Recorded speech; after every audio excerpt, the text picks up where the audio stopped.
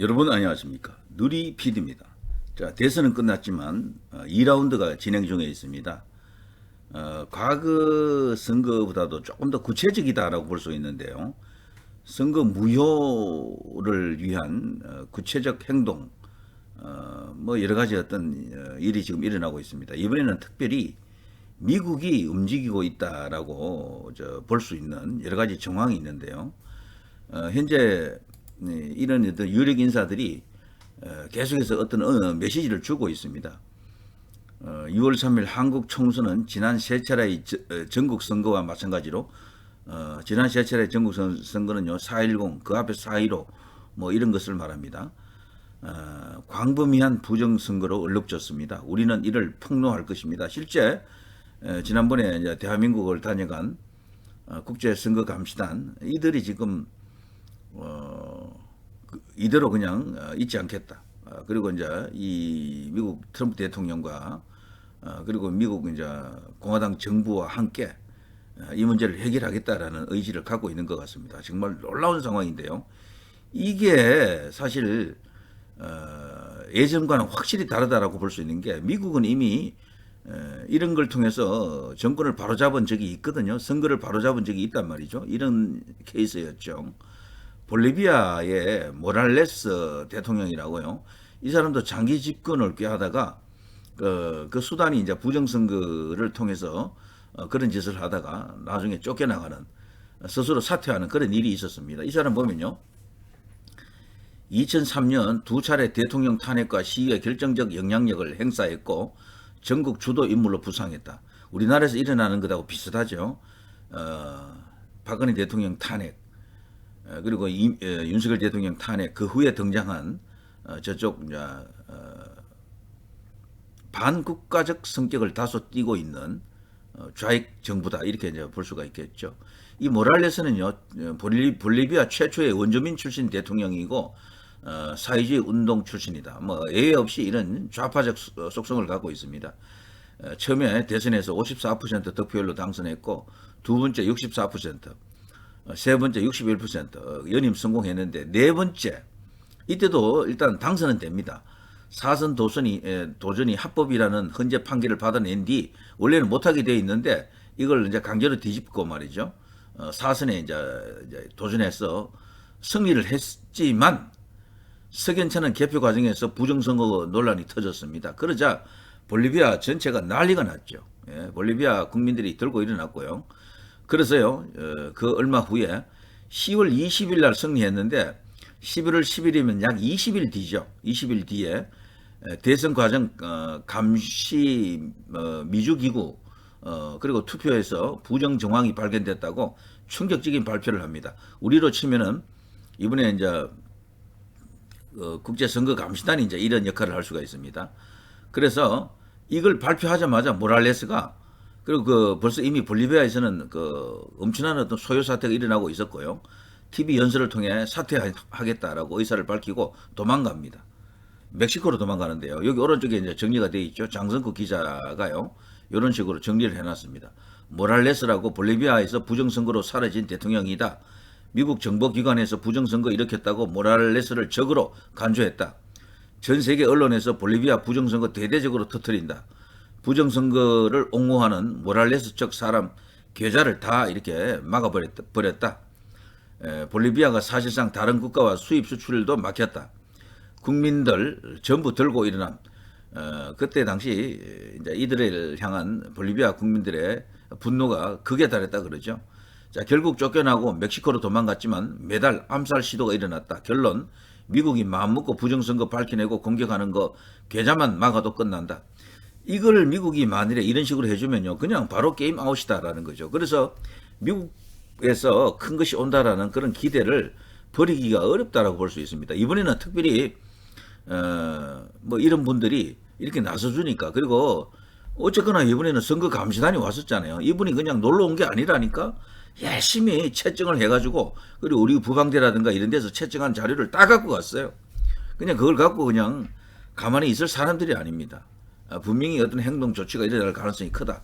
이럴 때 국민의힘 같은 데서 들고 일어나 주면요 그 선거 무결성에 대해서 의심이 된다라면서 국민적 어떤 그런 여론을 환기시키는 어떤 액션을 취해주면은 그냥 게임이 쉬울 텐데 그게 너무도 아쉽다라고 생각이 되네요. 자, 지금 너무도 많은 정황이 있고 그런 것은 일일이 말할 필요가 없습니다.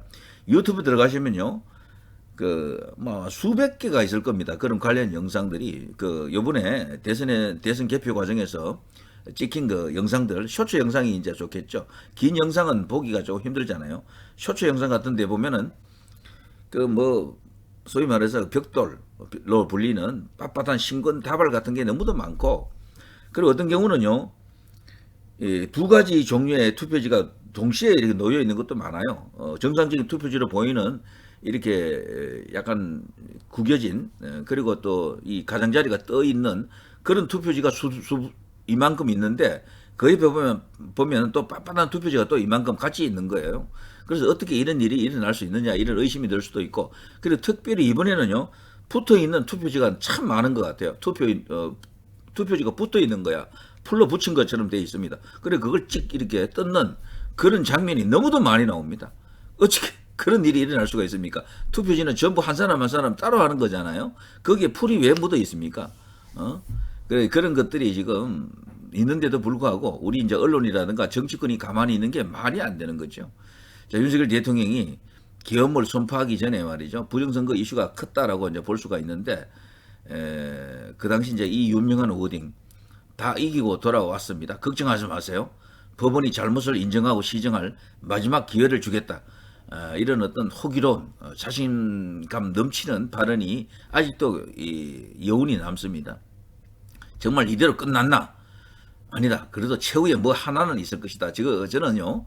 그 하나가 한국 안에서 일어나는 게 아니에요. 미국에서 오는 겁니다. 트럼프 대통령이 어떤 이유에서든지 일단 그걸 쥐고 있는 것 같다라고 생각이 됩니다. 지금 현재 이 이슈를 살리기 위해서 대선 무효, 재판 촉구, 시민행진 이런 것도 열린다 그러네요. 자, 이걸 이제 부산에서 이제 시작하지만 전국적으로 다 이제 돌겠죠. 자, 이걸 볼리비아 때처럼 말이죠. 국민들이 과연 거대한 어떤 그런 흐름으로 소요 사태가 뭐 될는지 아니면은 뭐 평화 시위가 될는지 그것은 뭐 두고 볼 일입니다만 그런 것이 일어날 수 있겠는가? 평소에도 집회는 많이 하잖아요. 우파들이 애국 우파 자유보수 쪽에서 집회는 많이 하는데 주력 부대가 이 부정선거 이슈를 갖고 집회를 하는 게 아니고 보통 다른 이슈를 갖고 하잖아요. 부정선거도 조금 이야기하긴 하지. 그렇지만 진짜 오직 부정선거 하나만을 갖고 지금 큰 집회, 대형 집회라든가 아니면 전국적 어떤 그런 뭐 랠리, 집회 랠리가 일어날 수가 있겠느냐. 이제 이런 생각도 들어갑니다. 자, 윤 대통령이 계엄을 선포하기 전에 상황을 또 볼 때 이런 것도 한번 언급할 필요가 있겠죠. 예결위 통과한 2025년도 예산 민주당 감액안이라고 하는데요. 예비비를 또 이렇게 엄청나게 깎았고요. 예비비를 이렇게 깎아버리면은 정부가 할 수 있는 일이 굉장히 제한적이죠. 정부 발목을 이렇게 잡는 거고요. 무려 절반을 깎아버렸습니다. 딱 절반이에요.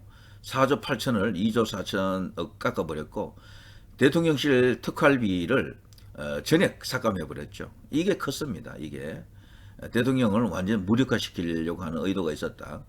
검찰 특정 업무 경비, 특경비라고 하죠. 특활비 이것도 전액 삭감 100% 587억 수사하지 말라는 얘기죠. 감사원 특경비, 특활비도 전액 60억. 그러니까 대통령의 수족을 다 이렇게 묶어버린 겁니다. 경찰 특활비, 치안활동 지원비도 31억 전액 삭감. 동해 심해 가스전 개발, 대왕고래 프로젝트 이것도 거의 전액 삭감한 것으로 이렇게 나와 있습니다.